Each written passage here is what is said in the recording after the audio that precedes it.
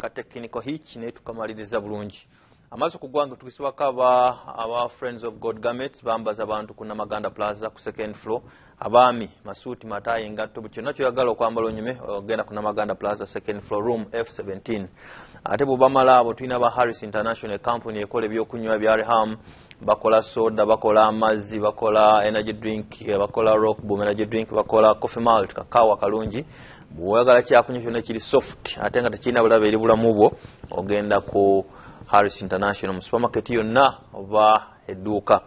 Ate aba Sphere Motors bakutunze motoka engumu empangaze ate nga zidduka ate nga nkozi bazitaza Fiat duka buduzi ku Sphere Motors ojja kujefunira anja kusembyayo Elhan Builders abazimbi bazimba amayumba nga bakozesa byuma kuva wansi paka waggulu ate bakozesa steel frames tebakozesa max span oba mitayimba gino egya bulijjo naddala bakugumukalina awo inakalinayo yakwame ebbanga eryawo tena situka bayite buyisi bajja kikolerako oba ina nyumba ya bulijjo nga gagifuula kalina bajja ko baati lyokka kasolya kokka ne bagisitula netambula bulungi bali ku Nur Emporium Building Mengo Hill Road okuliraana opposite omuzikiti.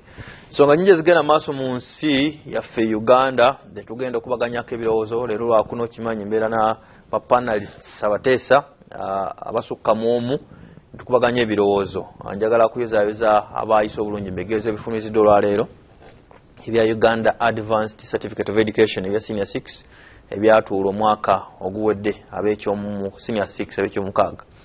Ate alipoota y'akakiiko ka Parliament ka Commission Statutory Authorities and State Enterprises COSASE juke yafulumizibwa ku nkomerero ya weekend ewedde era ekyagenda mu maaso n'okubaganya ebirowoozo bannansi bannayuganda twagirindirira okusinziira ku proceedings etwalaba mu committee ya Honorable Abdul Katuntu n'Anita Amongo era nga tulinza alipoota egenda okuluma egenda okunyeenya n'ennyenje zonna zigwe.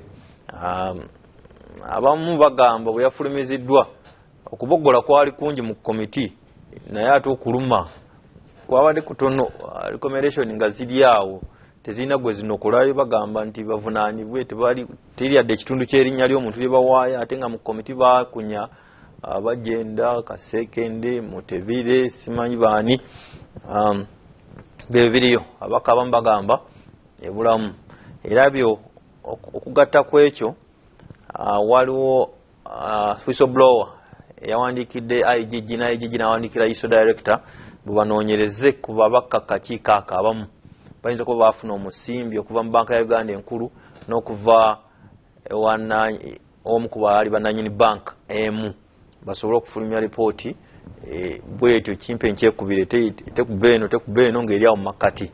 Speaker yagambye talabamu kaniguusa mu kiwandiiko kya IGG kubanga Parliament yetengeredde the separation of power tujye kubaganyako ebirowoozo na bendi nabo wano toyoddala lipooti eyo bannayuganda bagifunyeemu oba obusungu bwabwe ddala bwa nsonga.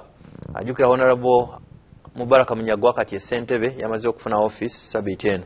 Ensonga endala Parliament gyo yayisizza yita resolution ng'esaba government appointing authority agobe mwami Major General retired Matayo Kyaligonza mbu yasibuka empisa n'abakuumi be ne bakuwa traffic Sergeant Esther Namaganda n'ebirala bingi kanjira nsooke nkwe abalano bakola museeko. Honorable John Kenny Luchams the man president wa Conservative Party yaliko mbaka wa Parliament wa Lubaga South environmentalist munabyabufuzi ate nga council kati munamateeka. Honorable Council Kenny Luchams lamusa kubali kuyobwa kabaka. Nsanyuse nnyo buli lwe mbeera ku amaaso ku ggwanga mpulira ekinyusi ky'eddembe mwebale kukuuma omutindo studio erabika bulungi singa twali tutandise bukyali ndowooza singa tuli wala naye ebirabikako biraga nti terefayina ya Buganda eyina ekiseera ekitangaavu emyaka ebiri gyokka. Webale nnyo Honorable Council Kenny Luchams. Nyina Honorable Kamusime Pentagon Innocent mbaka wa Parliament wa Butemba County mu district yaffe y'Ekyankwanzi wa kibiina ky'NRM. Honorable nkwaniriza wano era nkusaba olamuse kwabo. Webale nnyo omwanjuzi wa program basebo ne banyaba batulaba munzikirize ntwala omukisa guno balamuseko mu linnya lya Mukama nze Kamusime Pentagon mbaka w'essaza ly'e Butemba mu Kyankwanzi era njagala kutwala omukisa guno nga nkyalamusa okutuusa okusaasira kwange eri abantu bange abali mu kutulugunyizibwa mu bibanja byabwe mu tawuni kanso mu kyalo ky'e Bugaba waliwo omugagga bw'abeera mu kyalo eyo yeeyita Sitaane naye nga nategeerako nti amannya ge bamuyita Mansa James. Omukulu ono yaddidde bakadde baffe n'abalunda mukomera naye nga embeera eriwo mbutuufu bano be bakaasangwawo nga bwe tumanyi nti amataka ga mayiro galiko bananyinigo yadde ebyapa byagabibwa. Nsaasira famire ya muzeeyi Tima Wilson, famire ya muzeeyi Sentai Edward, famire ya muzeeyi Bisaso Edward wamu ne mukadde Nabulime Victor. Abo bonna wenjogerera bali mabega w'emiteeyimbwa bavunda. Tulina okwerarikirira ku bulamu bwabwe ate n'ekigendererwa lwakuba nti ku myaka gyabwe sikiwa nti bajja kusobola embeera eno. Basaasira, nyongera kusaasira abantu b'e Kalangala Kirya Nnongo era nabo kikolwa kye kimu kyabatuuseeko balina obutakkaanya era ku muntu omulala naye era yafuna ekyapa kye nga besente bwe balina omukisa. Mwami Akampulira Michael nabo bali mu komera nga muzeeyi Sebuyinza Joseph ne muzeeyi Safari George. Banga lyemaze mu Parliament nina byendabye naddala obutali bwenkanya mu ngeri gye tutambuzamu ensonga y'obutuuze. Nina obwerarikirivu nti bwe tubanga tetutereezeza obutuuze bw'abanansi bakakasa ensi ensuubize ey'ebyenfuna ebirungi gye bayita middle income status tetusobola girinnyamu. Because ne bw'ogaba makubo n'ogaba malwaliro n'ogaba buli kimu ng'omuntu alina waatudde tasobola kukola bugagga kye bayita wealth creation. Ni Honorable Kamusime Pentagon Innocent mubaka wa Butemba NRM. Nyina Honorable Charles from Shana. Honorable abatuwuliriza n'abatulaba yena gye muli, Katonda w'amaanyi, Katonda wa kisa, ate nsiima Katonda kyali mulamu, muli mu studio wano muli balamu, n'abatulaba n'abatuwuliriza gye muli balamu. Tumusabe Katonda tukola bwe tulina tuwenyumizeemu tubweyagaliremu mu ddembe mu ssanyu ne mu bugagga okibanga kisoboka. Twebale nnyo. Njagala kusooka kutegeeza kampuni ya JLL eteeseteese olukuŋŋaana lw'abasuubuzi olugenda okubeera wano ku Serena Hotel mu kibuga ekikulu ekya Kampala. Abasuubuzi abeetaagibwa be balina bizinesi esukka mu bukadde 400. Bano baakufuna omukisa okumanya engeri y'okusigamu ensimbi zaabwe eri Dubai ng'era beeteeseteese abateeseteese abakugu ab'enjawulo abanaabasomesa ku kino. Olukuŋŋaana lugenda kumala ennaku 2 okuva nga March 2 lunaku olw'omukaaga okuva ku ssaawa 4 ez'okumakya okutuuka ku 10 ez'olweggulu.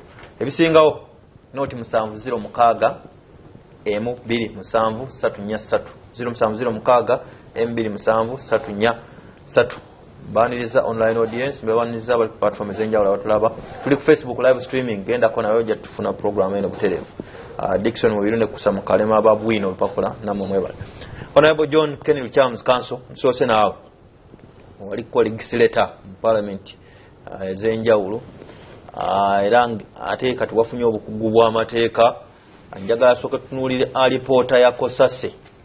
Twanyumirwa nnyo proceedings nga nze siva ku telefine eno kuba yaziraganga butereevu nga tugamba omusajja akoze aleeta sente zidda abalya sente bubakeeredde. Webamalya nga basibye endowooza bakumi babagenda be bagendako ndowooza mu poliisi mu seruzi olw'ebisonga ez'enjawulo. Njagala Honorable tulabe ddala alipooti yafulumiziddwa yeeyo oba ebyo boogerako babaka nti balina kye baafuna nayo bituufu. Report. Is there a ray of hope? Report okusinziira ku bantu nga nange mwendi abadde ba following debate mu kakiiko ka parliament n'ebbugumu lyonna eribaddemu n'okwenyumiriza kwe tubadde tuyina nti nga tufunye komiti esobola okuboggola katuneetuggwemu bwe twalabye ripooti. Okusinziira ku ripooti eyakolebwa Auditor General n'alaga owali emiwaatwa n'okusinziira ku article namba 79 tundu akasooka aka constitution kagamba nti ekintu kyonna bwe kijja mu parliament eyina obuyinza okukola etteeka lyonna ku kintu kyonna nga bwe beeyagadde. Njagala okugjawo okulimbalimba okubadde kutandise okutambula ng'abakakiiko beewozaako ti kye twakoze kiyinza okuba nga tekibasanyudde ne tuba nga tetwagenze wala kubanga ye terms of reference ezaatuweebwa okusinziira ku article 79 ya constitution. Akakiiko ka parliament kabadde kayina ne plenary yaako obuyinza bwonna okumanyisa abantu nti wano waliwo olunyaafa, ani yaleeta olunyaafa era olunyaafa olwo luzibizibwa lutya. Kye twafunye mu lipooti kyabadde kitugamba bugambi nti bino bye tuwuliddeko nga twogera n'abantu bali abakungu ba banka, tiwabaddewo kumanyisa bannannyini nsi olunyaafa mu economy naddala ku bikwata ku Bank of Uganda ne banks omusanvu ezatundibwa olunyaafa lwajja lutya. Katutwale case point eya Tefe Bank. Tefe Bank kigambibwa nti yali yeetaaga bilioni 3 nga 3 awo okulikavalinga okugize engulo obulungi. Inventory yakolebwa tiyakolebwa nakukolebwa ku bank. Kigambibwa nti basanga ebyapa ku bank yali ya 1993 ebyapa bikyaliwo ate eno bagamba nti bank ya intervene, central bank ya intervening era negala bank. Bw'obanga ovudde awo n'ogenda ku bank eyitibwa Greenland Bank yali yeetaaga bilioni 10 recovery board neeyisa nti banka bajambi. Ekintu kyava eri ng'omuzimu ne kigamba nti temubawa ssente ezo. Ne babonyabonya Dr. Kigundu ne bamusiba, omusango ne gugenda mu kooti, naawo baloya n'abafuna abamuwolereza, kasooka batandika okulinda omusango ogwo tegubeerangako cause listed, omusango ne gufa a natural death. Abaleeta emitawaana mu banka eyo bamanyiddwa banene. Mu Greenland Bank? Mwe muli mukulu Salim Saleh ne mutabani we Muwozi bamenshoningibwa, kigambibwa tibamenshoningibwa. Naye ebibakwatako tebirina bya featurinze mu inquiry ku banka eyo. Ebyo ng'obitadde wabbali. Nze nsanga obuzibu okukkiriza waliwo ekinnumya ennyo bwe nsomye ripooti. Omukyala gwe baalonda nti yajja kampuni ye yejja okukulira okutunda loonizi ezo, atugamba atya nti files zonna bazibba ng'abakama be bannannyini computers ez'omulembe. Byonna bye yali akola ng'atunda byali biteekwa okubeera copied eri Bank of Uganda. Bw'atugamba nti ebintu byonna sina kye nninawo babibba, obwo bwe bubbi bwennyiri era neewunya ensi eno okufa bwetyo. Ekyo ng'okitadde wabbali. Onnyonnyola otya nti banks 3 loonizi ezaali zivaamu bilioni 3.78 nti zaagulwa bilioni, American company yazigula bilioni 8. Okinnyonnyola otya ng'ebikwata ku ttaka n'amayumba bi-appreciatinga bwe-appreciatinzi tebikka wansi.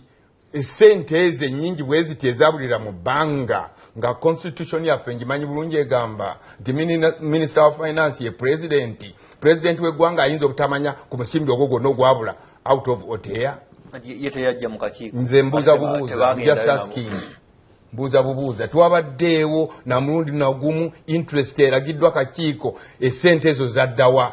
Olunyaafa lwajja lutya era luzibwa lutya. Inquiry neeba nti tetuyambye ebadde kuteeka bbula ku maaso tubeere excited ku byaffe naye nga teri way forward. Kanso simanyi lwaki toli musanyufu. Mu report bagamba waliwo ebitatambula bulungi mu kuggalawo mu banka ago era ne bagamba abavunaanibwa poliisi etandikiraawo etandika okubanoonyerezaako. Ekyo tekiwa essuubi nti ba shareholders ab'amabanka gano basobola okweyambisa report eyo okugenda mu kooti n'okufuna compensation okuliyirirwa ensimbi zaabwe. Okusinziira ku article 162 eraga functions eza Bank of Uganda, akakiiko akabuuliriza kandibadde kateekwa okunenya chief executive ne banna abali ku top Sekabira Benedict Kabiri bagenda bagenda governor deputy governor bonna tebabadde mentioned anyway ate nga bo balina obuyinza bwankukunala bwa mirundi ebiri abantu abo benjogeddeko omu ye chairman wa board ate nga ye governor wa bank deputy we era naye ye chairman wa board the waliwo separation of powers nga bwe kibeera mu company law elsewhere ongambye ndi munamateeka kugamba tosobola kugamba nti ate governor era yakyalinga board conflict of interest eba tosobola gyewana ani awangudde mu alipoota eno oba bonna oba tewali twanyumirwa kamera mbeera kubanga ni mu parliament nandibadde nyina possibility okumuvinga nti gundi report redundant era egobebwe ensimbi zaffe zagenda bwezi sente z'omusolo bazimalidde bwereere tibalina kye bajjeeyo okusinziira ku buyinza bwe balina beegaana obuyinza ate nga buli mu constitution basome article 162 basome article 79 eza constitution obuyinza babulina bulungi mu fuulu naye babweganya nga nkuvaako olwakibuyaga atategeerekeka nga nkuvaako kirekawa senior council honorable webugweri county Abdul Katundu kuba kati ali mu kwewozaako is on the defensive bana report nungi ajogerera nga limbe jabbi yandibadde oyinza obandibadde osobola omutaliza naye kati ekivuddeyo ate olwaleero nga kigamba nti nno akakiiko kigambibwa kaafuna ekyojja mu miro mbu kintu kyamutawanna nnyo era kikulu nze omu ku bantu abagundiivu mu parliamentary practice bwe mpulidde amawulire agagamba nti speaker yagambye separation of powers no bwe baali bagoba Ken Luchamzi mu parliament nga speaker tiyanyamba inquires IGG can inquire in any circumstance where there is doubt kitaiza naye ekyagigi wakiwagira okugoba mu parliament sagamba nti nakiwagira ye ya misusing obuyinza bwe yali alina ku nsi kati era agenze maaso bu misusing kati nakyo wakiwakanyiza ekyokuwuliza kirala n'ekyokusalawo kirala ate wamuwangu mu supreme ate namuwangu mpozi kumanyi nti namuwangula osula ludda ampuliriza honorable Komao amaaso ku ggwanga program nze Busulwa njagala kwebaza atwegaseeko ngenze mubaka wa parliament honorable Pentagon yali mu house kyekirungi honorable tunulire report ya gye baba baleetedde ku plenary week ewedde n'ebize bibaawo ku report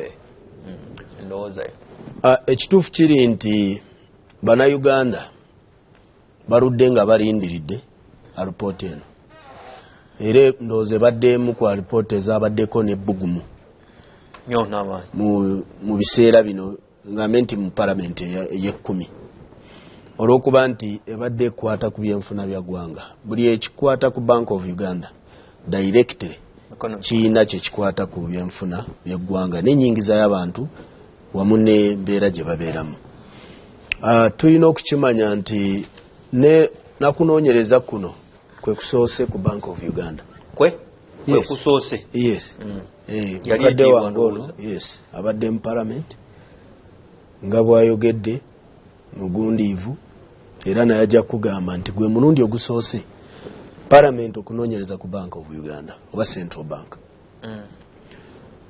embeera eno ey'okutunda zi banks ebaddeyo kumpi myaka nga 25 kuvanga 93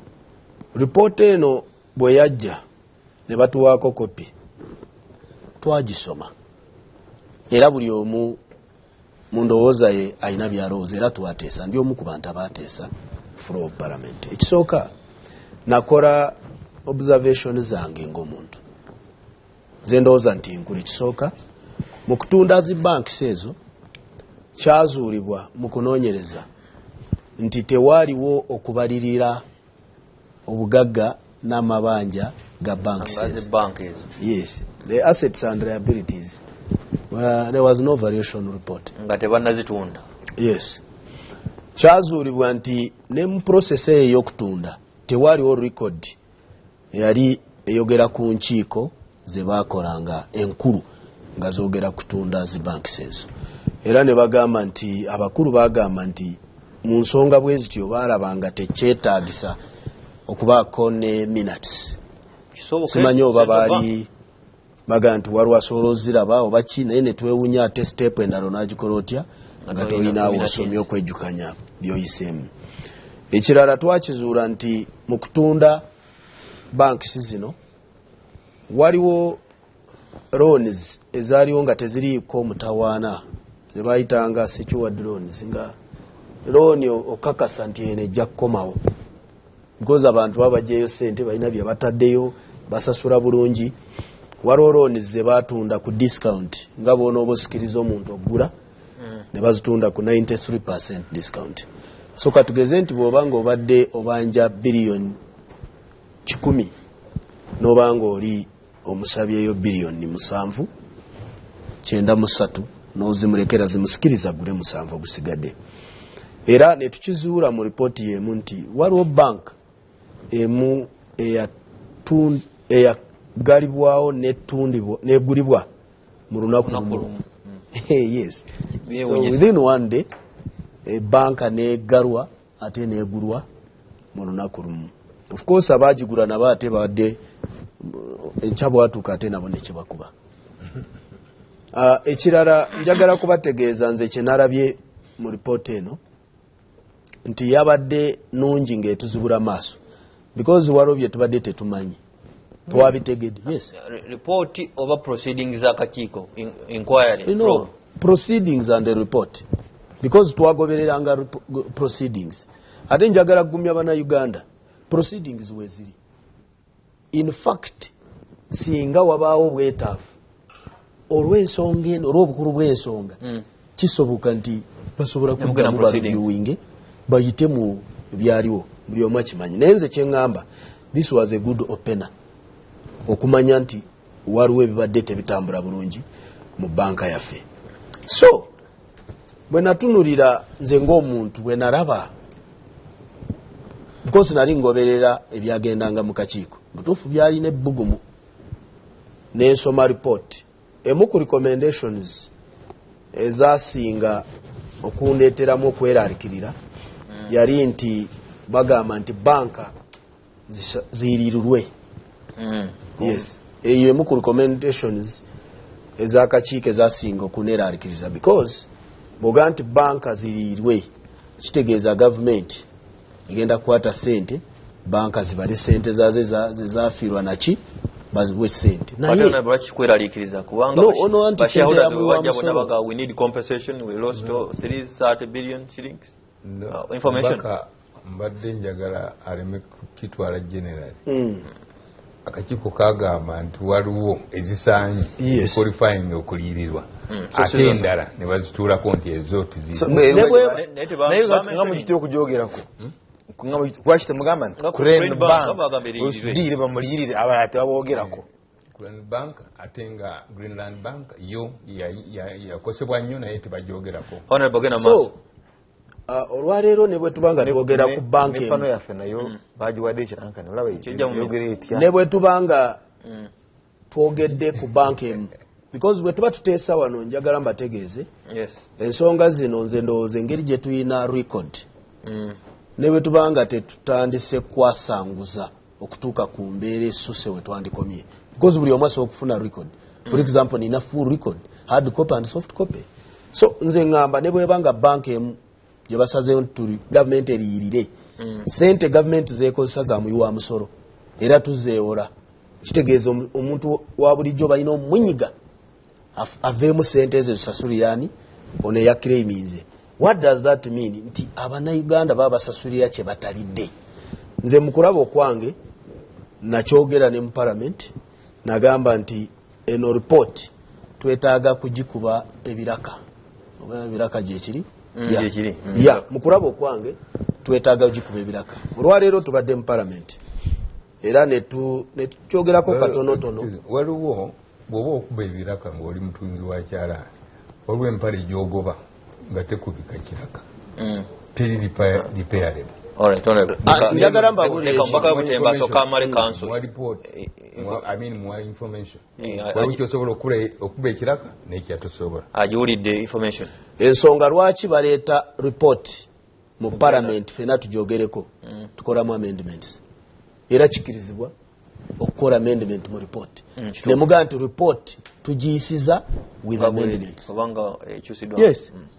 bwebanga nfu nnyo because eno report si nfu nnyo naye inamu ebituli so tulina okugikuba ebiraka nga mugikolera for the sake of listeners and viewers tugikolera bannayuganda no the president no lwaki ate lwaki genda mu parliament nga president ngambye bw'oba otunga ng'oli mutunzi waliwo olugoye lwogoba nga tolina ngeri gyotuba biraka. For example, gwe wennyini okkiriza omubaka w'ekyankwanzi nti waliwo loans ezaali discounted 93%. Kati ekyo 93% si kintu kiyandibadde kya muwa musolo n'ogamba nti no ezandibadde 100% oli ajja kusasula only buli siringisi 10 anti asasuleko siringisi 7. Honorable Kenny James the man bw'oyagala kubaya singa honorable report okikuba in its entirety yagamba waliwo obulungirungi ne mulimu ebiraka ebyetaaga okuva ate muleki yatulage badde nkyajja isi twetaaga value for money. Report yakoleddwa okunoonyereza kwaliwo sente zafuluma mu report yonna sinfu naye mulimu ebituli. Parliament webeera wamu ng'eteesa ku report esobola okukola amendments ekyusaamu wekyetaagisiza because wentunula for example ku recommendation yeyo yes mu report yaffe twasangamu nti abantu bano baali mu kintu bennyini nga bakola report teyabalumye bulungi mu Bank of Uganda bo mu Bank of Uganda right. You see banks zino endala zaali mu business katugeze nti waliwo ebyasoba naye ku closinga bank eno olina okutulaga ki ekyabadde kisobye mu bank probably yabadde beyond repair because tulabye banks nga Bank of Uganda evaayo neziwamu sente nezirikavaringa kati bw'omala okutunyonyola nti waliwo ekizibu bwekiti that warranted closure of a bank then the process of closure eyina ogenda maaso nga bwina okubeera. Olwaleero konsaani yange yali nti n'abaka balaba betukanya wamu nti abantu bano abakozi baffe aba Bank of Uganda abeetaba mu mulimu guno gw'okutunda zi banks ensobi yonna eyakolebwa nga ate ogirabanga kumpi ekoleddwa mu bugenderere bagisasule ebonga abantu tuyambe yes individual they should be held individually responsible for some mistakes that are clear. Okugeza okimanyi nti emu ku kampuni ezagulanga gundi za bank zino terinayo neje bagiwandisa mu gundi mu nsi yayo because since gundi si kampuni yaffe kampuni eyo eyina recording yagula yes ne kampuni gye yateekawo nti egende ng'ekola on its behalf nanyiniyo ayina interest mu Bank of Uganda nga yali mukozi so ebituli bino tukusobola obitereeza nga tuli mu parliament era gwe mulimu gwaffe ekyokwogera ku kunoonyereza ku kakiiko oba ku bamemba b'akakiiko ka parliament nze ng'omuntu ndowooza bwe nti bw'abaawo bwino asobola kubaluma because kyetwagala tulwanyisa nguzi twagala kukola ebintu ebirambulukufu bwabanga waliwo buyina sookuluma abantu bano nti balina bwe beetaba mu kyojamiro oba mu kukonyebwa waliwo yabakonya baleme okufuluma omulimu omulungi nze ngamba tewaliiwo ngeri yonna gy'osobola okukiziyiza kigende mu maaso tuzuule ekyekituufu because nsuubira nti kuva n'olwaleero nga tumaze okuzibuka amaaso tusuubira nti emirimu gijja kutambula bulungi mu banka yaffe ya Uganda. Webali nnyo ye Honorable Kamusime Pentagon mpaka wa Butemba waliwo kansolira nk'emigisha agayindabira kanso munange John Kenny James the man mukirizagana naye ku report Honorable Romshan osase mukuru Sudire Rupareria ali mu kooti ensonga zatwala mu kooti zeze ensonga Auditor General zaleeta mu report byagala kufaanagana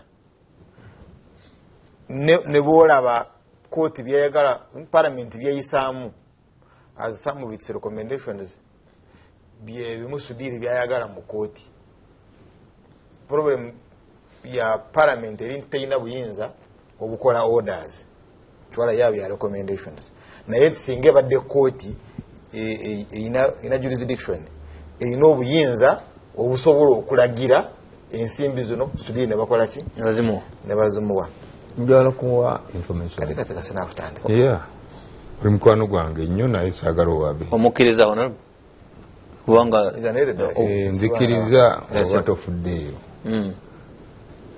honorable Musana under article 79(1) of the constitution parliament esobola okuyisa etteeka ku kintu kyonna in this case ngaki ngalirwa kyonna yinza n'okugamba nti banka bwe ziti ziddewo zikole ng'esobola okijustifyinga yesebo kugenda maaso the parliament eyisa etteeka agree naye teinterpreting ateeka omulimu gw'okutaputa etteeka constitutional court kutaputa etteeka to interpret the law ate omulimu gw'okutaputa constitution mulimu gwa constitutional court kankuwa information akkiriza information teri kintu ne mu mukwano gwange asobola naye n'okunjulira establishment yonna esobola okukola etteeka lyonna ku kintu okwogera ng'oyise mu tteeka kyekisinga kyonna any action you can take honorable Ken naye kakati information zokoleka abeeko watuuse nze mukubiriza honorable mpuliriza zokomuleke asubmitting mukulu Ken Lukyamaze first and foremost ajja ku pale yaffe n'abeera member ate kyokubira ate eri mulabi omu audience yaffe kati wowe tosomeseza ate n'asomesani n'okusomesa oyo amanye nti ataputa amateeka kati osomesa kanso ono munamateekabanga tamanyi nti kooti etaputa amateeka palamenti ekola amateeka because there is an act waliwo etteeka eriteekawo Bank of Uganda so debate eri nti Bank of Uganda yagoberera etteeka eryo awo mbadde njagala okuwulira mu submission yo kiujendaga kati kyowala ye ate abuze omulimu gwa kooti Sudiri agenze mu kooti empaaba ye eri nti Bank of Uganda teyagoberera tteeka mu kugalawo banka yange kituufu therefore mundiyirire now noleeta the same case mu parliament kati parliament ate netandika okubuuliriza mu tteeka lya subjudice wabeerawo problem kati oba olaba parliament yali ebuuliriza ku by'okutemula abantu Kasese ejje lya Museveni nga litemudde abantu Kasese obattaani abateeka mu mass graves ne bagende wa mukulu Museveni as a witness because bano bamuteebire gavana Muteebire ne bakola nabo okubayita mu parliament tebajja ng'abamenyi b'emisango ntabaze kozesebwa no bajja as witnesses now so bagenda okulaba okusinkana mukulu Museveni as akakiiko as a witness omanyi kyabagamba nabagamba no temujja kumbuuza ku bye butemu bwe Kasese ntejja litemudde abantu olw'okuba musango guli mu kooti in other words omukulu Mumbere byobuwangwa bwa Lwenzururu bamuwozesa emisango olw'ekyo kyokka mukulu Museveni yaleeta issue ya subjudice naga omusango guli mu kooti sijja kuyingirira mulamuzi kati guno omusango guli mu kooti ku lwaki ku keesi eno kusase tebagiwa advice oba negende waato ne general ngigamba engeri omusango gye guli mu kooti soke tulebe kooti esalewo tuleme okubeera mu kumenya etteeka lya subjudice separation of powers legislature judiciary you see nga babuuliriza ku bya Kasese mukulu Museveni invoked that rule of subjudice nagamba no temujja kumbuuza ku bya Kasese because waliwo awoza omusango mu kooti toyina kuyingira actually when you are calling it separation of powers awo wekijira leka kooti esooke maleki ememale emirimu gyayo now tobalaba ensonga enene nnyo eri ku minutes auditor general yali anoonya minutes parliament eno ebadde enoonya minutes ezitaaliwo ani agala nti teziriiwo baagana zireeta because si Sudiri kyeyeetaaga awangula omusango mu kooti are those minutes ng'akozesa palamenti kati yalina okuyiiya azifune kubanga ate oli ku Sudiri ne banka ziri musanvu angugambye banka yasembayo tobona bali akugambye nti mu report eno abalala tebabalirira tebawa recommendation abalirire go bawa recommendation balirire yono tobona walwa abekanze ne magamba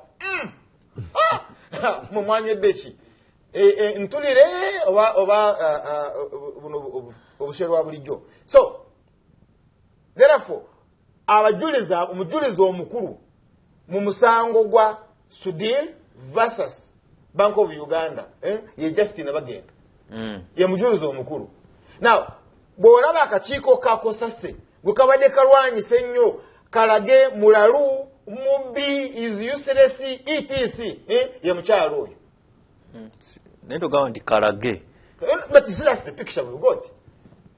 Fe twale social media twabaleeta na birala oyo mukyala ino omugongo kulaba nti yamalako n'okumalako ngo olaba center of gravity yali yakudiscreditinga omujulizi omukulu mu Bank of Uganda because ekyo kiyamba Sudiri awaabye mu High Court abangulu musa anti bayirete baddemu mulwana mu byobutale mulwana basajja balaba mulwana ne izina Major General anti manyi babiranga bongera mujenyi brigadier simanyi wa brigadier wa mujenyi babera bongera ranks very the second mayi tulinga ba South Sudan kati generals kati olwana naye ku byobutale obo mujja wakatale ogenda kuya attorney general amwade billion 4 ndoze yabasajja abalaba bimanyi byatukana mu billion 10 plus. So bino bigenda okugera mu bwebiti ng'oli afunye eki ng'afunye cash. So it's a deal kyobalaba ku lw'obulungi bwa Bank of Uganda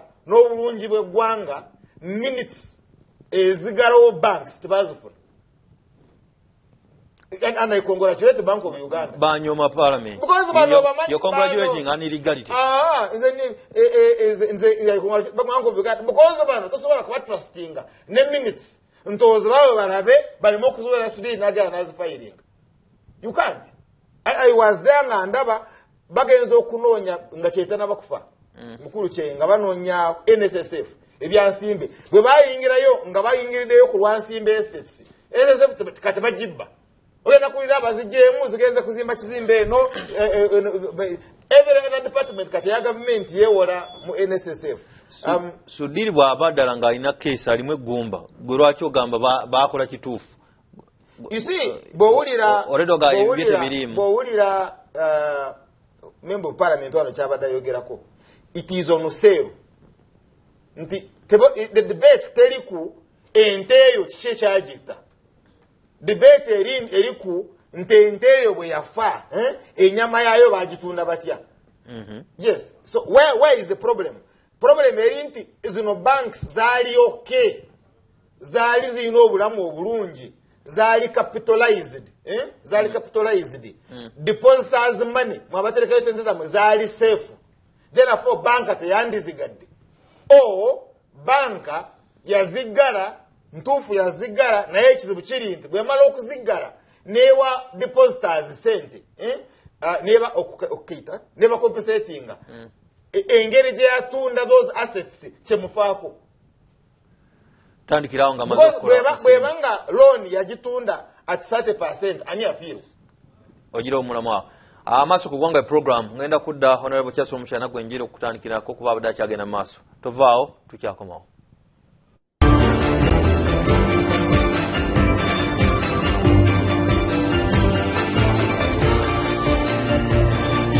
Kiri ku question ejja eri nti bwe wagigala ku lwaki wagitunda ku sente zitaali za kugitunda. But anyway, you know accountability committees, PAC, Public Accounts Committee, because committees za PAC are committees of PAC, or Public Accounts Committee.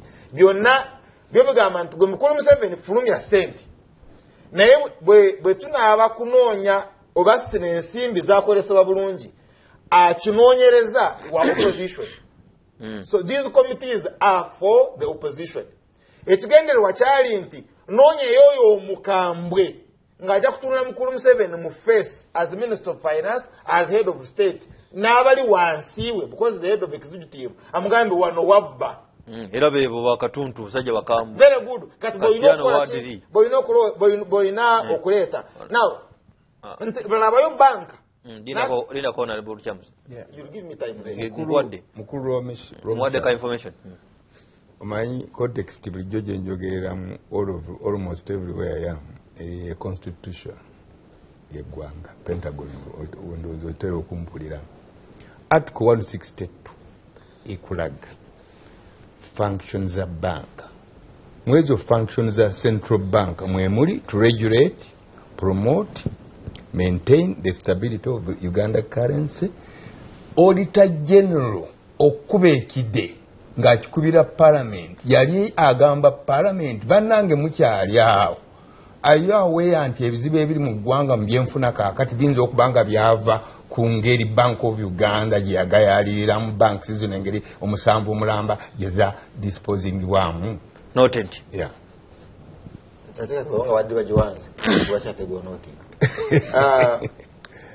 You see, the Ngabogara Bank government you take a sente.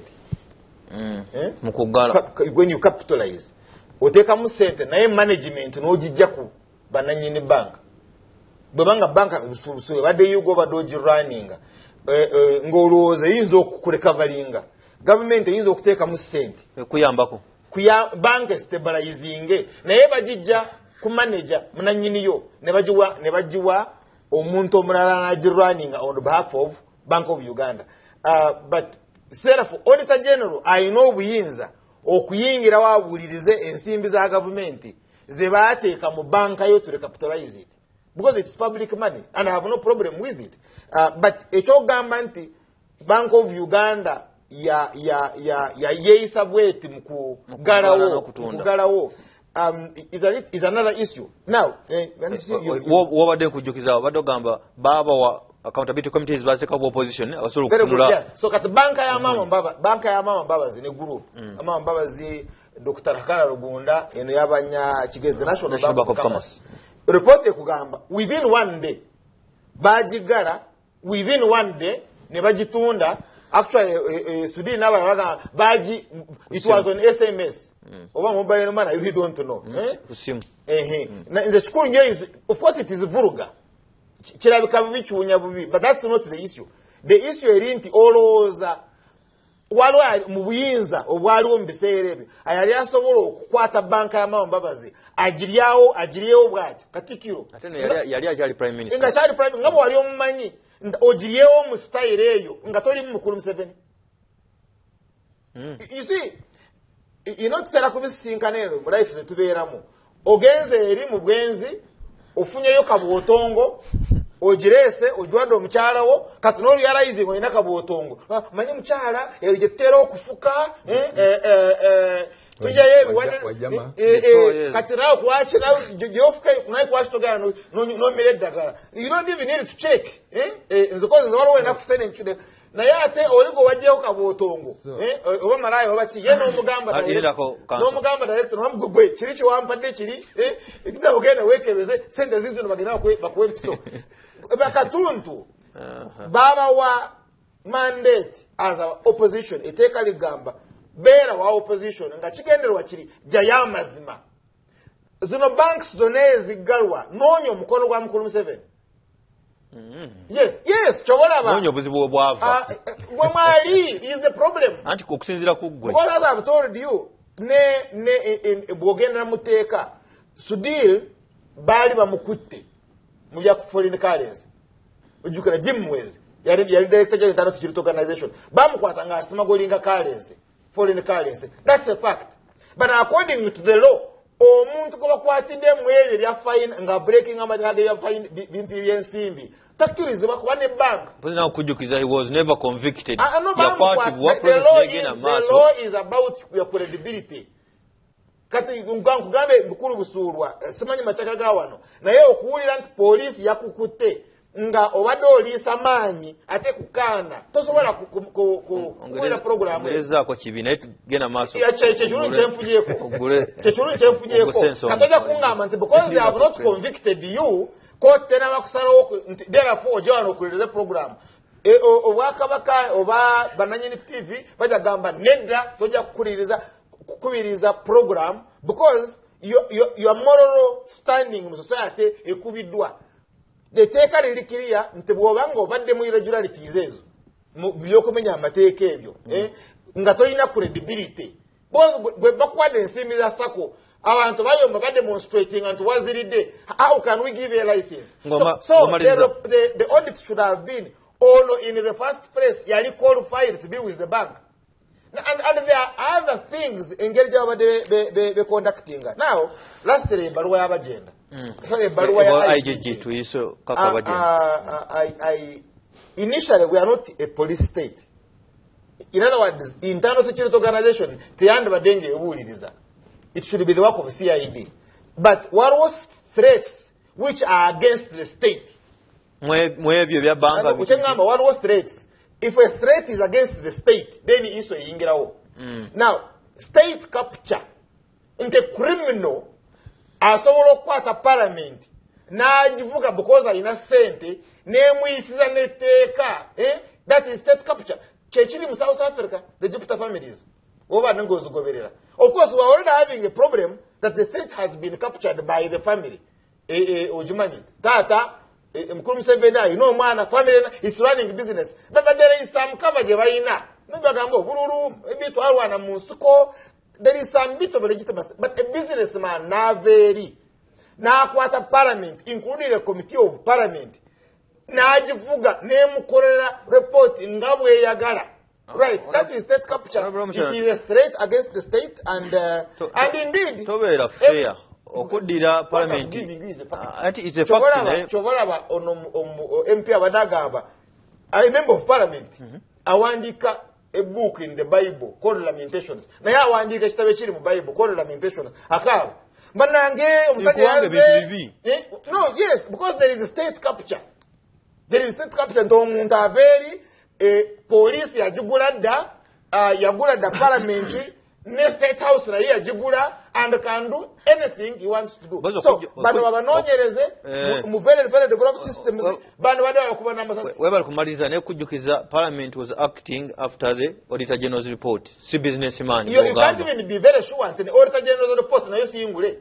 Amasoko gwanga program Honorable Kenneth Charms the man neno ina mindi yawe inachi Honorable John Kenneth Charms the man nzize uona ye kati okay kogero katono luvanyuma yagenda ku mbeera ya lwaki abantu ebisige bibayimiridde ku report ye kiri nti nga Auditor General amaze okulaga parliament nti waliwo something wrong.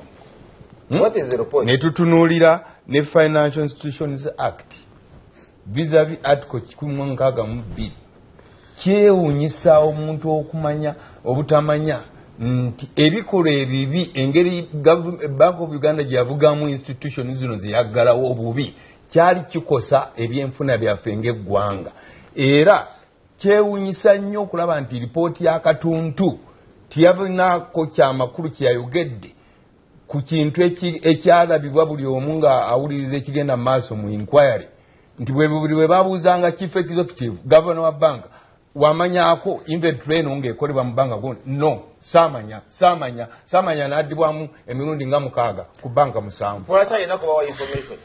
anti kyembadde ngamba njogera nga Kendall Charms ekyo kyandibadde kivaayo bulungi mu lipooti ya Katuntu tikyavuddeyo bulungi bwesimba but you see already ebintu byolabamu the IGG the internal security organization tandise kubuliriza kakiiko ako it's a kakiiko hijacked by the criminal by mafia Honorable Charms ngenze ku mbeera eyali ku weekend ewedde eya Major General retired Matayo Kyaligonza yali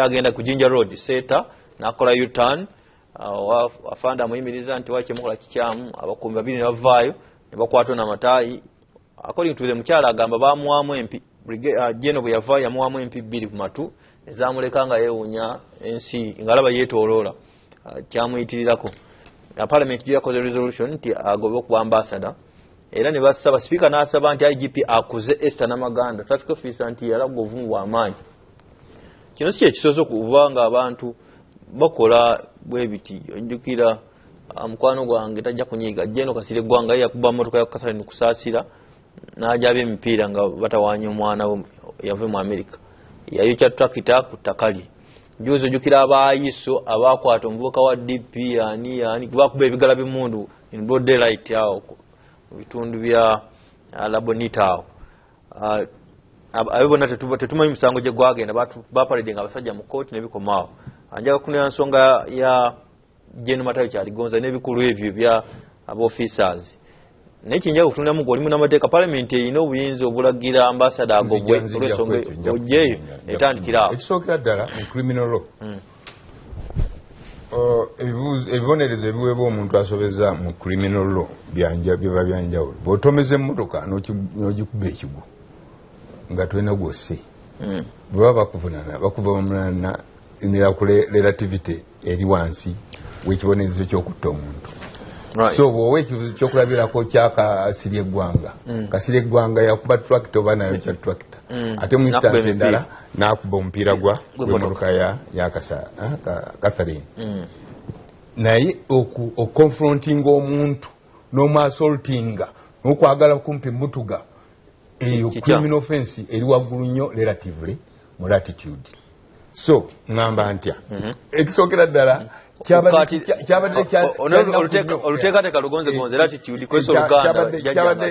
kyakabi nnyo omuntu aqualifying okubeera president w'eggwanga mu nsi endala His Excellency okutuuka okukola kyeyakoze in law ekyo toyina ngeri na bwetonda omatize abakuwuliriza. N'olwekyo njagala okusaidinga ne parliament bwe yawadde amagezi mukulu Kyaligonza nti okusevinga ekitiibwa kya Uganda kyonna kubanga ne bwaddayo n'asigala nga ambasada waffe mu Bujumbura eggwanga lyaffe limogoka kyalibadde kirungi n'alekulira. Ekintu ekirala tulina kye bayita international law waliwo gye bayita Geneva Convention ekwata ku foreign missions. Foreign missions ziri protected mu nsi yonna n'omuntu alondebwa nti nno gwa ambasada mu mawanga mangi bamala kumwetooloola nnyo ng'alina CV ematiza alikuwa qualifying okubeera ambassador w'eggwanga owantu walala. N'olwekyo Kyaligonza nga ali mu Uganda taba ambassador bwana ali munnauganda ng'owa bulijjo His Excellency buli walaga aba His Excellency ekitiibwa kye okusinga kiri mu ggwanga gyakolaki gye bamu postings. Kyandibadde kirungi nnyo mukulu Kyaligonza n'alekulira ate era president waffe Yoweri Kaguta Museveni asaana akitegeere tinowakubadde resolution ya parliament eri optional kiba kimuzze emabega n'aswaza n'eggwanga bw'atagondera resolution ya parliament ey'okuwummuza oba okuwa amagezi office oyo okuva ku bwambasada. Nawuddeyo omwagamba nti n'owa traffic office ono alina okukozesa akira conscious n'alaba nti oyimirizza bw'olaba nga mulimu amagye mulimu ambasada mbwawo nga weesega nedda yayimiriza yakoze U-turn mu kifo kiri esseeta ekyakabi ennyo nga accident emmotoka eziva ejjinja nezala zigenda jinja nga ziyinza okutomeragana newabaawo okuyiwa omusaayi okusinga kaawo. Ye yandibadde mulungi ekimala nadde ebbali n'amanya omusirikale amugamba ki naye okureactingirawo akube ayagale kumpi kutuga mukazi ate omukazi mukulu ne mu myaka kyaswazizza nnyo embase ya Uganda mu Burundi. N'olwekyo occupant wa office oyo atuyambe buyambi alekulire era akole apology ate ne president wa Uganda asaana akola apology gogamba y'omukwabirimu omusanvu ne bwabeera nga yasooka mu lunyiriri olwo. Honorable Kamusime mu kusookera ddala njagala kugamba nti tewaliwo omuntu yenna alina ebirowoozo by'abakulu ng'asobola wagira ekikolwa ekyabaddewo. Era omukyalo ono omupoliisi nze mwebaza nti alina ekitone ekyawaggulu nnyo mu kukakanya obusungu because engeri gye yali ku mulimu nga kyaliko kituufu ne bamunyoolanyoola nga bwaga nti n'omukulu yamukuba oluyi mu kutu oluusi yandivudde mu mbeera n'aba nga alina ebigambo ebitali birungi oluusi byavuddemu naye yasigala n'akuuma ekitiibwa kya gavumenti wamu n'ekitiibwa kya poliisi. So Major General retired Matayo Kyaligonza mukusookera ddala ndowooza n'abakuumi be nabo tebaalaga bukugu bwe tusuubira mu magye gaffe ag'omulembe guno because gandibadde nga ge gasookawo. So ndowooza n'obagoberera oluusi simanyi oba yali azze kutaasa abakuumi be bajeno oba yalaba nga alina okubayita bangu we bagende, naye ekintu ekyo tufena tukivumirire era si kirungi, era nsuubira nze mu kulaba okwange shuwale ekintu kino kibadde so heavy newankubadde nti oluusi jeno kiyinza obutamwanguyira okuvaayo yeetonde mu ngeri gye kirina obeeramu entuufu, naye ndowooza kati kimuluma, kirina okuba nga kimulumiriza okuba nti ennaku nga nnya abantu boogera ku ggwe in bad light si kirungi. So ndowooza ate ng'eggwanga nze nandisabye ffe ffennyini tusooke tusonyiwe muzeeyo ono Major General Charles Gonza. Yes. Yagamba media gezaako muteyintinga. Njaga nkubulire kino. Olwaleero bw'obanga ogenze mu kinaabiro wali onaaba. N'ofunayo omuntu ng'oluusi mu mbeera emu oba endala n'abanga akubbyeko tawero n'adduka nayo.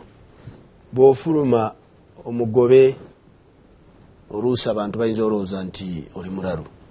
Olwaleero tulina okuyiga nti omuntu bw'aba ng'ayina ekintu ky'akoze nga tulaba nga tekirwanidde, twekuba emitima tulabe nti omuntu ono yakikoze ng'ategeera oba yakikoledde mu mbeera eteebereka y'obuntu because ffenna tuli bantu. So nsaba tusanyuwe era tusaasire mukadde waffe Major General, ate tusabe nti mulundi omulala kireme okuddamu okubeerawo bwe kityo because abasajja bano ebbanga lye bamaze mu buweereza embeera gye bayitamu mu nsiko ayinza kubanga ali mu mbeera nga yeetaaga okubuddabudibwa. Ensiko nga bagivaamu dda baba kyalina obulwadde nga yeetaaga kubuddabudibwa. Yes. Mu busawo mu kujjanjaba abantu.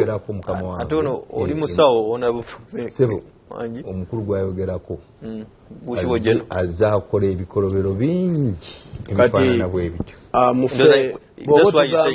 Naffe twali naye mu palamenti y'omukaaga nga talina gwamanyi kumpi abantu komiti yagala bakuba bukubi. Mu layini yaffe anti ebyo tebiriiko bwino ebyomukyalo ono bye byalabiseeko mu katambi ate ne mulembe gwammwe social media yali tenabaawo.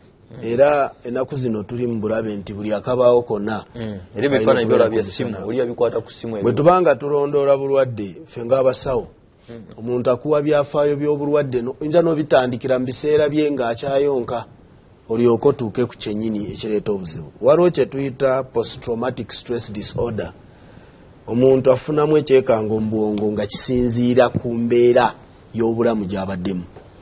Olwaleero nandyagadde tusinziire ku mbeera mukadde ono ne banne gye bayiseemu okulwanirira eggwanga lino tumusaasire. Tomanya ayinza okuba nga buli kaseera bw'afuna ekintu ekimutattaganya mu mbeera ye y'ekiseera ky'abeeramu oluusi ayinza okuba nga ajjukira ebiseera ebibi bye yayitamu. So nsuubira nti twandyekubye mu mutima ne tumusaasira olw'okuba naye gyali ne family yo n'okutwaliza wamu n'emikwano n'abo bakoze nabo nkimanyi ekintu kino kyabakubye wala. So tuleme okuba nga twongera because toyinza kuyimuka olwaleero Major General Charles Gonza muntu waffe ye president waffe mu nsi y'e Burundi twaliyo musajja manyi okulabirira abagenyi atwaniriza bulungi, naye njagala bategeeza nti olwaleero bw'oba nga oli waka ng'oli mwami oba omukyala katugeze nti obadde mukyala oba olina muganda we waka ogenda kulaba ng'afulumye engoye azigyemu abuuse wali asosa essaati empala gigyemu toyinza kukuba nduulu n'oyita mu lwana nti jangu olaba ono nga bw'alabika. Ofaayo nnyo mangu kubanga gwamubikako akaleesu olyoke oyita abantu. Bwakulema okumukwata era oyita mu lwanwa nga lw'omusane nga nti jangu onyambeko koono tusooke tumuyingize mu nyumba. Tetwandibadde nga ffe ffennyini abakuba nduulu abantu bajje balabe ekituuse ku munaffe. So ngamba nti ffe twekube mu mutima kino tukihandolinge mu mbeera eraga nti tetwagala kiddemu okubaawo naye ng'ate tulina omutima ogw'okusaasira mukadde waffe bye yayitamu mpozi n'okumusonyiwa. ebale nnyo bwe twogerako oyo mu kulonda kwa 2016 Ode Kulabogo yamwesimbako ku bwa vice chairperson w'NRM. Musajja yatabuka n'awanda ebigambo mwana mwaka president waita Lwabogo nti wife era musajja mukulu za president amanya abantu be kubanga Lwabogo baika bani mugudde malaka apuliriza anatulaba BBS Refina bwana Busurwa kimu ku kitone omukisa bana Uganda gwe babadde nabo mulembe gwa president Museveni wakuba nti musajja akwata mpora rwaliriza tayangu wakola ensalawo ye so bw'owulira nti oli yayogera n'agamba mwana nti soko linde yalina mutuufu yeah. Anti kati ebiseera bituuse batandise kampeni yabwe yakuba Kyalugonza kyobola it's a big deal ani amulagidde akuba watafiki wa UBC yali avaawo esaawa ezo kamala okuva mukumula kuno BBS Refina amaaso ku ggwanga bwe nva mukumula nzira ne Honorable Charles Romushana.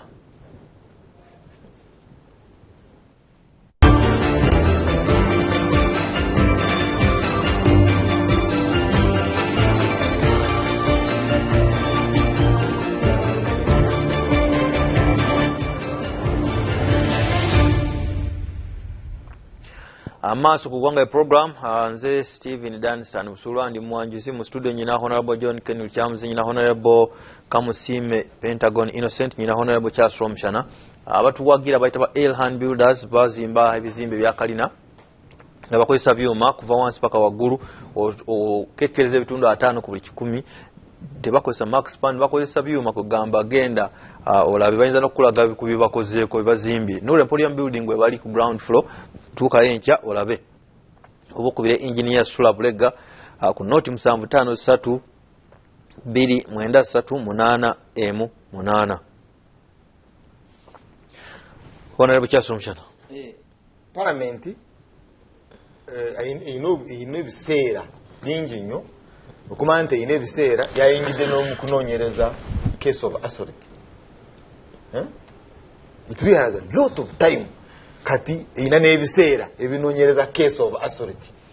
Kisinzira kwani ali involved mu case of assault.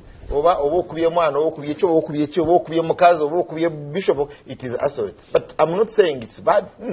Yafunye ebiseera ebyo. Bwe namala bwe maze ineekwa recommendation yagikoledde ani yagikoledde mukulu Museveni because akkirizibwa okujja Kyalugonza ebijumbura bwa ambassador ye mukulu Museveni kati ye gwe yagikoledde alihole is a pop alihole is RA 001 kitegeeza ki naye musirikale nga Kyalugonza naye takkiriza indiscipline mu majege kati jingeza kukola kanti naye talihole manyi ffe tugamba mu Kereziya that Lord I'm not worthy that you visit my heart kasisira kange but only say why my soul shall be healed mu nyumba yange siri worthy nto oyingiremu sekisaanidde nto oyingiremu because si measuringa nona receiving a report tulina okumutunuuliramu Supreme Constitutional Court yasalawo nti ekizimbe si kya Drake Lubega ekya Kwalisero kya Muhanji ne bajulira Drake Lubega n'ajulira mu Supreme Court by consent appeal ye ne bagijjayo by consent ne bakanya bagijjayo government ekizimbe n'ekya Muhanji kati Muhanji yakiina because if you have a Supreme Court decision that property a moving eri wakene Luchamuzi edete wa Romushana. Now if you have a president asobola presiding over a system transactions bweziti na abusing orders the Supreme Court on movement of property nkutambuze byobugagga kat ogwe twala report intone yakubyoli because you see tweteeka mu levels of morality kinchite byempiso bachi kwejajinga ne toteka waggulu nnyo kugaba bamu balinga ba angel ningeri je muchogerako wano tusaasire it's like we are all angels but the situation where we are is very abnormal kati nze wentandikira I will give an example operating situation erimu Kawesi ku luguudo rwa Koma Kurambiro bamukuba amasasi ne bodyguards be bano abagadinga Kyalugonza kati on MP tebanakumwa sharpshooters. But these other MPs bayina sharpshooters. I even don't know operating orders those sharpshooters bayina. But now basoma amawulire. If anything goes wrong on the road, go so kokufa ne principal. Nalyo kaddako. Abiriga. Gendo tunekifaananyi kye. Bamukuba amasasi ne bodyguard we nabakola ki? Ne bamukuba amasasi. Bodyguard ba Kyalugonza kiri bakiraba. Omulala izimeja Kigundu. Bamukuba amasasi ne bodyguard zibe nawe n'omusuru bamukuba amasasi omulala guli mu luguudo. Bodyguard ba Kyalugonza ne other bodyguards nabo bakola ki? Nabo bakiraba. Now the other one who is very very interesting is Kazini. Omukyala yamukuba akatayimbwa mbu. Yamukuba akatayimbwa then batana okusekerera Kazini unfortunately. Boraba ne the way Draruya ngeri gyakola statement oyata Kazini. Olaba nti waliwo omukono ogwali gumwa defense nga gumuwandikira defense because the defense ya fittinga nnyo mu that doctrine of self defense. Ngora ngeri gya mukyala gyakireta nze namukubye naye nga Ruya yakulaga elements of what of self defense. Ne webuuza ennyumba kiwano mu Kampala gyosangamu emitayimbwa iron bars satu. Because buli omu agenda okusala omutayimba gubeera mupime bakupimira eri nga tebana bakuguleeta ofune ekinankana ekiri bwekiti nga biri awo. You really, but that's the Uganda where we are. And so ono baba gambye nti mbadde mu luguudo neekanze ntuuka ngenda ng'omulaba ayina guards, you are a traffic officer agamba nfunirawo ka space njagala kuteekayo beeraawo bwe banaamutta because we even have roads by the way. Wavuzeeko ku luguudo olugenda Entebbe Express Highway osobola okukolerawo U-turn. Tosobola ogenda lumu. Yes, these roads zetulina are not roads. Osanga bodaboda ayita wano ono ayita wano by the even n'aba traffic abamu akuyimiriza where you can't even stop a car. Nakuyimiriza nagamba giteekaawo nga n'olaba wagamba ogiteeke if vehicle cannot even fit because of gudo buki ngo olina okusala amagezi olinye ku pavement. So pavement gyolinyako waliwo obwana butambula boda gye ziri zigira so it is hell. So omukyala okkiriza U-turn mukubo nti omukyala she would have looked on nti bamaje waliwo road users abalala nabo bali mu similar engalozo gwe ayagala okwewa obulamuzi abe clean gwe yesterday abba lumonde abba enkoko abba amagi abba emmere ogula n'ennyama eka ne bagifuuma n'ogibba kati gweyagala okubeera omulamuzi ono morality. I'm not suggesting that Kyalugonza is an angel. By the way, alina okuba angel. Omuntu akasukira Amin grenade Museveni kyaba mwagala abagenze mu nsiko yali what black bomber yamanyi bino byowulira ebyabakigunda ebyo yabimanyi bino byowulira akawukuumi yabimanyi gwe gwali omulimu gwe kutulugunya society mbiseera by'obote. That is his life. And by the way, he was among the first 3 or 4 brigadiers. You had Museveni Lieutenant General, you had Rwigema, Nachikwa the other day, Major General, Tumwine, Major General, Kere Bakandwanaho, Major General, the first brigadiers, Tadeo Kanyankore, Kyalugonza, Tinyefuza, Wamune Joram Mugumi. Those were the first batch of brigadiers. Kati is a Major General, Muhoz, who was in a nursery school. Is a general, is a lieutenant general. You see, these kind of people, nteneba ngali ku luguudo, ayina kuba ngali ku level, nteyande bade nga asikana wa traffic officer. This CDF gola bono, ono Muhozi, who was a corporal, nga Kyalugonza is a major general, is a brigadier. There is no way was sinkana wa traffic officer. Because the read car, ejakwa amazado, kurewa wela kadagoyo. The speaker. How will a traffic police officer stop Kadaga? It's not possible. And these were corporals. These were equation. So the stress Jogamba, it's not that this guy is sick. It is that Nkola Mukulu Museveni abo bateka kubali aba distressing atena aba destroying and society. Nibamenya amateeka. I've already told you none of them is clean. Enkola ya NRM nkola ya kumenya amateeka. Katugenderaawo chovolaba ne committee ya parliament chiro parliament ekikube endulu already bakiriko it's already hijacked, it's already bought it's an instrument of a criminal gang in town. Parliament jire it is internal, but it is here.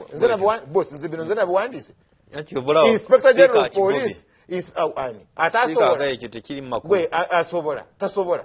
Ono mukuru musajja gali agenda okusiba kubyokutta Nebanda. Ngamugamba you have to appear before police and make a statement. Ono who could not debate report ya Nebanda. Ogamba ono right honorable. Kadaga ngatasobola na kuleta report yokufa kwa Nebanda mu parliament nabaji debating nga mukuru Museveni aganye oyo yasobola ogana iso kuprobinga ganga eri mu kibuga. Criminal gang eri mu kibuga guze parliament. Kyaligonza bamuleke geno adeyo ambassador akole. The question eri singa abadayina mu amanyi. Ngasobola kwekuba mu kifuba ayamba atya abana Uganda n'asuula kigurupu kino engeri gye basuula ekyoboti. Because you are dealing with gangs. If bwabango ina Uganda government IGG nga bakkiriza that no parliament now is an appendix, is an instrument ya gang, organized gangs in town. Ezibya abantu from Premier Rotary, ezibya abantu in forex systems, ezibya abantu in banking, ezituta obugaga bw'abantu. Do you know how many people crying? Abakabe emiziga ng'ebintu byabwe Crane Bank yabirya. Ate ne ziwa abantu emirimu. By the way, in a report yanabadde tunula ne kananka kali katula ku luguudo olugenda na Kasero. Manyi waliwo akantu bakambazanga kati kyakalabawo ku kizimbe ekyo. Crane Chambers. Waliwo akantu nga kambala kajjera. Ebyabayindi ndowooza bintu byabwe. Guteeka kwesaba. Nga bwe tulina Ssaabasajja wali ku Bulanga. Boss mumine sabo kagenda oteekeko sabo. Genda oteekewo banka ku Kampala Road oteekeko sabo. Yesu culture yamwe. Anyway, that toina moral standing eno parliament eno. By the way, kuchaba chala bakoyo buchala bichi batta abakazi up to around 30 Entebbe nga baba rapinga babateeka mu sharp objects mu byobuchala twakuba wana endulu.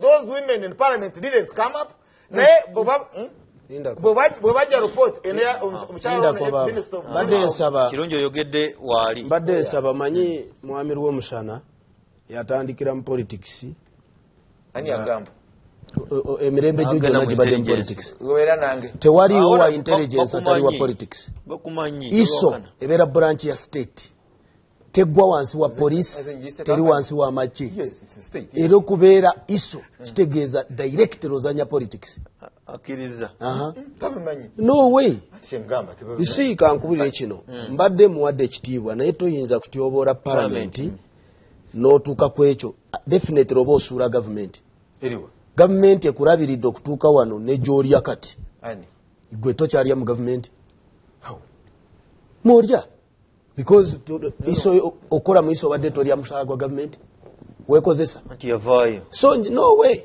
mwami Rwomusana tanavaayo naye njagala tukanye bwe tuba tulina bye tuteesa tuleme okutta institutions za government nga tulaba ku nsonga y'abakyala abaafanga mu ggwanga nga mulimu ne Wakiso parliament yabyogerangako baminisita baleetanga report era government neekola obutaweera okulaba nti erina kyekola owenjogerera tebikyalinga bwe byali n'ekirala bwe tuba okufa n'okutta abantu kijja kusigalawo n'ekirala okubanga lindako mukulu wange okuba nti lindako okuba nti waliwo ebiyinza okuba nga tebitambula bulungi mu bantu abali mu parliament tekyandibadde kya bwenkanya okuyimira n'oga nti parliament yona enfu byekola tebiriyo kyekimu ne boolaba ekitongole katugeze nga poliisi si kya bwenkanya oga nti poliisi nfu no way mulimu abantu nga badedicatinga budde bwabwe okuweereza mu parliament mulimu abantu so nsaba tubeere benkanya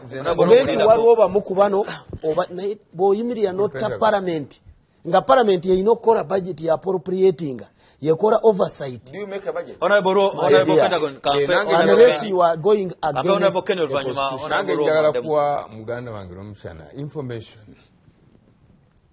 njalo kutegeeza nti resolution of parliament teyisibwa nti etwalibwe wa president bwemala okuyisibwa attention egenda eri government ya eri mu buyinza era resolutions ezimu weewaawo ziteekebwa ebbali naye bw'oteeka resolution ebbali ekitiibwa kyo kiweebuuka gwenga government in its totality ze kamwa kwogera ekiteeso ekyawaliriza gavumenti ya Uganda okuteesa n'ekkonye ejjuba nze nakireeta naye nakireeta nga resolution eventually it became a reality so si buli resolution malaga kikubagula.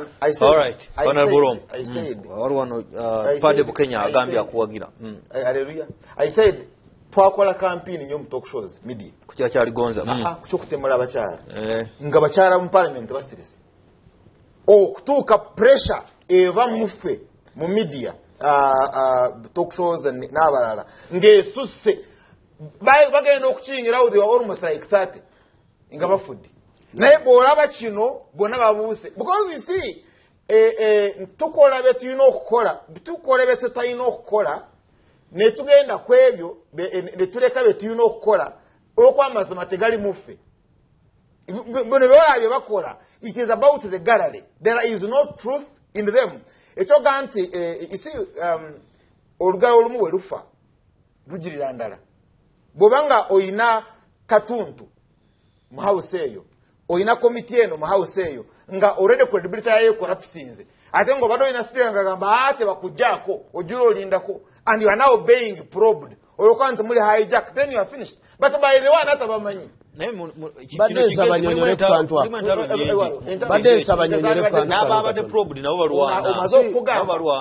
bagambye banks zonna it's only one bank they were proposing our Western and but it was one bank by to the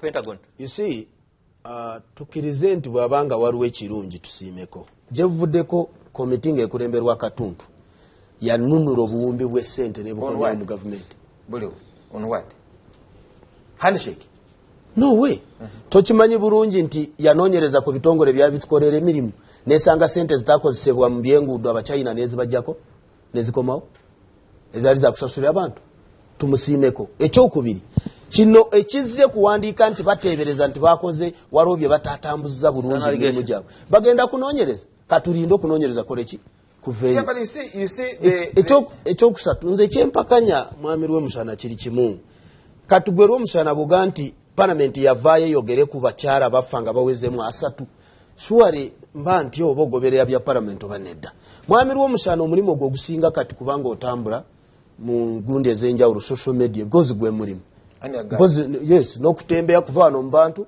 genda mu State House okimanyi nti waliwo bwenkusangayo Kokero House nze nkugambye tuli wano okimanyi nti waliwo bwenkusanga so kati omulimu ogwo kubanga yes State House ya waliwo ekasanga so no way you see onalimba naye nze ekingera kwe kuba nti oyagadde kulinyirira branch ya government eyimidde ku masigago tukirize bwabanga waliwo ekisobye tukitereeze eri kusiga lya cabinet eri kusiga lya judiciary eri kusiga lya parliament abalungi tubasiime abalungi tubasiimeko Kokera House ina CCTV system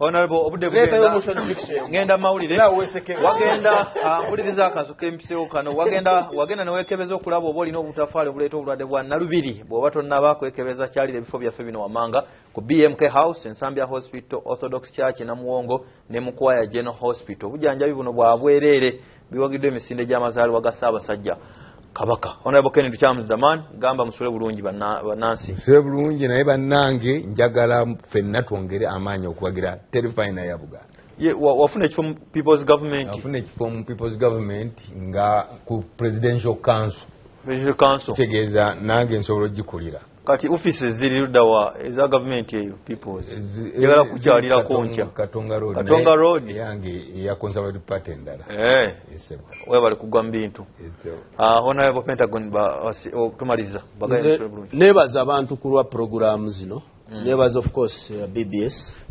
ne Bwakabaka okutwaliza wamu era nsaba abantu babeeranga nnyo ku programu zamwe because zikyusa enkola yaffe ate mwebale n'okumpita kubaako bye twogerako nsaba abantu babeere bakakamu tumanyi bulungi tuli bantu tulina omusaayi tulina omubiri ebisobye bijja kutereera naye ku kino ekya palamenti tweyongere okukyetegereza because naffe kitunyega kikwata ku byenfuna bya Uganda kino kyennyini kikwata ku za banka ezatundibwa webale nnyo Pade Bukenya nkulabye Katoke Kirondero ku Alan Sekito Emmanuel some online audience mwenna Honorable Romchana, closing remark. abatulabye bitubadde nabo mu program eno Katonda w'amaanyi. Njagala kwebaza okuba ng'otambudde nange okuva twatandikidde okutuuka kaakano gano maaso ku ggwanga. Njagala kujjukiza Elhan Builders bazimba kalina bazikuzimbira okuva wansi okutuuka waggulu. Emyaliiro gyonna gyoyagala nga bakozesa byuma wakekkereza ebitundu 5 ku 100. Enamba 0753 293 Nuru Emporium Building kwe bali wano Mengo. Ate aba Harris International bateekamu ensimbi bakola byakunya bya Reham genda ofune ekibyo ku bingi bibakola n'aba Friends of God Garments bakwambaza gwo omusajja. Njagala kujjukiza nti ebirozo by'owulira mu program eno by'abantu nga bwe mbakuleetera atwala kyotayagala kyotaaga kyekera omulala. Njagala koma wano tunasinkana nga tuzzeemu nate tugenda mawole gaffe ageesigika ku ssaawa 4 zennyini. Akomata kumira mpeera Ssaabasajja Kabaka wa Buganda wangaala.